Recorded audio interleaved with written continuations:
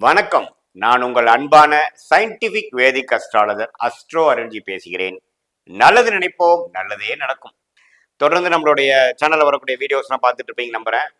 இப்போ பார்த்தீங்கன்னா 2025 ஏப்ரல் 14ஆம் தேதி அன்னைக்கு பிறக்கக்கூடிய தமிழ் புத்தாண்டு எத்தகைய ஒரு ஆண்டாக ரிஷபராசிக்காரர்களுக்கு இருக்க போகுதுங்கிறது நம்ம பார்க்க போறோம்.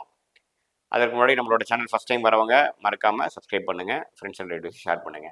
இப்போ பார்த்தீங்கன்னா எப்படி நம்மளுடைய கர்மா இந்த ஜென்மத்தில் ஒரு சாதகமான சம்பவங்களாகவும் சாதகமற்ற சம்பவங்களாகவும் உருவெடுக்குதுங்கிறது ஒளி தத்துவ பிரகாரம் எதையும் மிகைப்படுத்தாமல் உள்ளது உள்ளவாறு சயின்டிபிக் வேதிக் அஸ்ட்ராலஜி முறையில பார்த்து கொண்டிருக்கிறோம். அந்த முறையில பார்த்தீங்கன்னா ரிஷபராசிக்காரர்களுக்கு 2025 ஏப்ரல் 14ஆம் தேதி இந்த தமிழ் புத்தாண்டு பிறக்கும் பொழுது எத்தகைய ஒரு பலாபலன்கள் கொடுக்கக்கூடிய ஒரு ஆண்டாக ரிஷபராசிக்காரர்களுக்கு இருக்க போகிறது என்று பார்க்கும் பொழுது ஆண்டு கிரகம் என்று சொல்லப்படுகிற குரு மே 15ஆம் தேதி 2025 பார்த்தீங்கன்னா ராசிக்குள்ள இது வருடம் ரிஷப ராசிக்குள்ளேயே ஒரு வருடமாக இருந்த குரு 2ஆம் இடத்துக்கு, அதாவது மிதுனத்துக்கு மாறி ரிஷபராசிக்கு 2ஆம் இடம் என்று சொல்லப்படுகிற தன குடும்ப வாக்குஸ்தானத்துக்கு மாறி 6ஆம் இடம், 8ஆம் இடம், அதே சமயத்துல 10ஆம் இடம் என்று சொல்லப்படுகிற தொழில் ஸ்தானத்தை பார்த்து ராகுவை பார்க்கிறார். அது ஒரு நல்ல ஒரு மாற்றம். அதே சமயத்துல மே 19ஆம் தேதி பாத்தீங்கன்னா இதுவரை 11ஆம் இடத்தில் இருந்த ராகு 10ஆம் இடத்துக்கு மாறுகிறார். அதே சமயத்துல 5ஆம் இடத்துல இருந்த கேது 4ஆம் இடத்துக்கு மாறுகிறார். ஸோ எப்ப ராகு கேது பாத்தீங்கன்னா 4ஆம் இடத்துக்கு வருகிறார்களோ நல்ல ஒரு வாழ்க்கையில ஒரு மாற்றங்கள், தொழில் விஷயத்துல, வேலை விஷயத்துல நல்ல ஒரு விறுவிறுப்பான சுறுசுறுப்பான ஒரு மாற்றத்தை கொடுக்க போகிறாருங்கிறது நம்ம தெரிஞ்சுக்கிறோம். அதே சமயத்துல ராகு பார்த்தீங்கன்னா குருவின் பார்வையும் பெறுகிறது. பார்த்தீங்கன்னா ஒரு அற்புதமான ஒரு காம்பினேஷன்.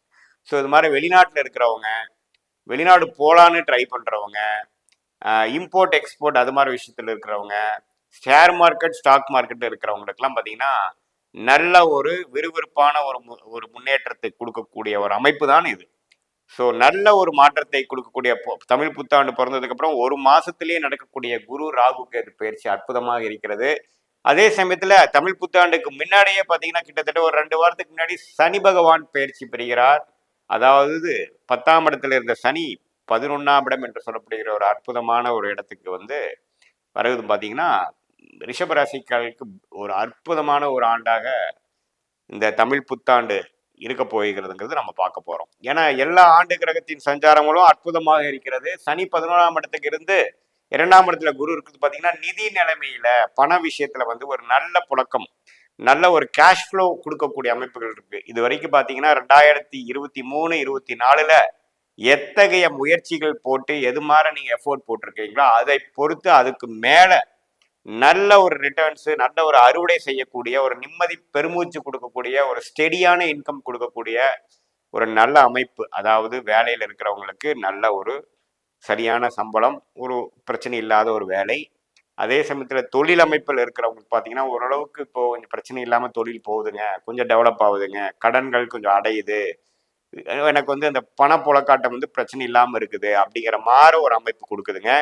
அதே சமயத்தில் குடும்பம் அமையல அப்படிங்கிறவங்களுக்கு ஒரு குடும்பம் அமையக்கூடிய அமைப்பு. அதாவது இது வரைக்கும் சில பிரச்சனைகளோட போயிட்டு இருந்த சில விஷயங்கள்லாம் கொஞ்சம் படிப்படியாக நீங்கி ஒரு நிம்மதி பெருமூச்சு கொடுக்கக்கூடிய ஒரு அருமையான ஒரு அமைப்பு தான் பார்த்தீங்கன்னா குரு குடும்பஸ்தானத்துக்கு குரு வருவதும் 11ஆம் இடத்துக்கு சனி போவதும்.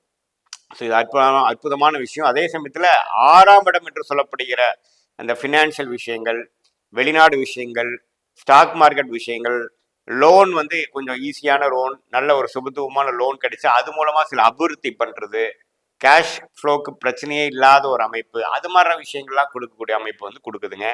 8ஆம் இடத்துல குரு அதோட வீட்டையே தனுசை பார்ப்பதனால் வெளிநாடு திடீர்னு ஒரு பிராணம் போயிட்டு வர்றது, அதே சமயத்தில் வெளிநாடு எதிர்பார்த்துட்டு இருந்தவங்களுக்கு டக்குன்னு ஒரு விசா கிடைக்கிறது, அங்க வெளிநாட்டிலே இருக்கிறவங்களுக்கு இன்னுமே ஒரு ஸ்டாண்டர்டான ஒரு வேலை, ஒரு நல்ல மாற்றத்தை கொடுக்கக்கூடிய அமைப்பு. அதே மாதிரி சிட்டிசன்ஷிப் பிஆருங்கிற மாதிரி வெயிட் பண்ணிட்டு இருக்கிறவங்களுக்கு டக்கு எல்லாமே கிடைக்கக்கூடிய அமைப்பு கண்டிப்பாக இந்த குரு தனுசு ராசியை பார்ப்பதை கண்டிப்பாக கொடுக்குதுங்க. ஸோ குருவின் அமைப்பு ரொம்ப நல்லா இருக்கு. அதே சமயத்தில் சனியின் அமைப்பும் ரொம்ப நல்லா இருக்கு.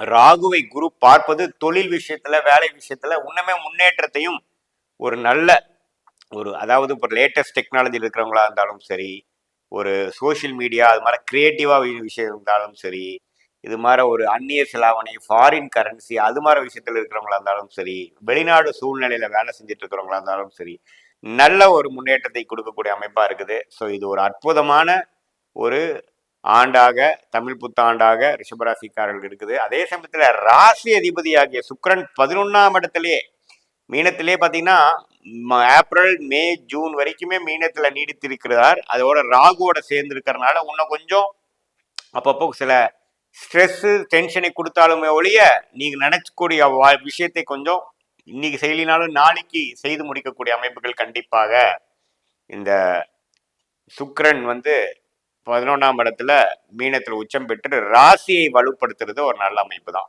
ஸோ இந்த 2025 ஏப்ரல் 14ஆம் தேதிக்கு மேலே சில விஷயங்கள் குடும்ப விஷயமாக, திருமண விஷயமாக, ஒரு வாழ்க்கையில் அடுத்த கட்ட நடவடிக்கையாக மாறணும்னு எதிர்பார்க்குறவங்களா இருந்தாலும் சரி, இது எல்லாமே வந்து டக்குன்னு ஒரு டிரான்சிஷனரியான ஒரு சேஞ்சை நம்ம மாற்றி அது மூலமாக ஓரளவுக்கு பலன் பெற்று நெக்ஸ்ட் லெவல் ஆஃப் ஒரு ஸ்டெபிலிட்டிங்க, நெக்ஸ்ட் லெவல் ஆஃப் ஒரு அளவுக்கு வாழ்க்கையில் வந்து நிம்மதி பெருமூச்சு எடுத்துட்டோம், இருக்கிற பிரச்சனையெல்லாம் கொஞ்சம் சால்வ் பண்ணிக்கிட்டோம், நம்மளோட உத்தியோகம் தொழில் வேலையில் வந்து ஓரளவுக்கு நிரந்தரம் ஆயிட்டோம், ஓரளவுக்கு நம்ம நின்றுட்டோம். அதே மாதிரி மாணவர்களும் பார்த்தீங்கன்னா ஓரளவுக்கு இது வரைக்கும் அப்படி இப்படி இருந்தவங்க கொஞ்சம் செல்ஃப் கான்ஃபிடென்ட்டோட படிக்கிறது, அவங்களுக்கு எதிர்பார்த்த கோர்ஸ் கிடைக்கிறது, நல்ல நண்பர்கள் அமையிறது, இது மாதிரி விஷயங்கள்லாம் வந்து கண்டிப்பாக வயது வித்தியாசம் பார்க்காமல் எல்லா ரிஷபராசிக்காரர்களுக்கும் ஒரு அளவுக்கு பொதுவான ஒரு நல்ல அமைப்பு கொடுக்குதுங்கிறது நம்ம தெரிஞ்சுக்கிறோம்.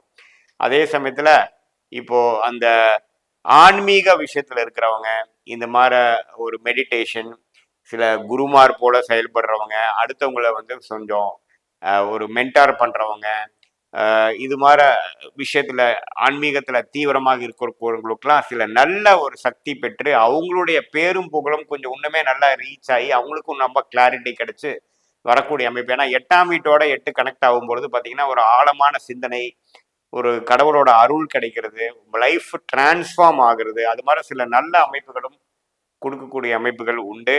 கொஞ்சம் உடல் உபாதைகள் அது மாதிரி விஷயங்கள் கொஞ்சம் 8க்கு 8 கனெக்ட் ஆகுறப்போ கொஞ்சம் தசாபுக்திகள் கொஞ்சம் சிறப்பில்லாமல் போயிட்டு இருக்கக்கூடிய ரிஷபராசிக்காரர்களுக்கு கொஞ்சம் உண்டு. அந்த உடல் விஷயங்கள் கொஞ்சம் பார்த்துக்கணும்.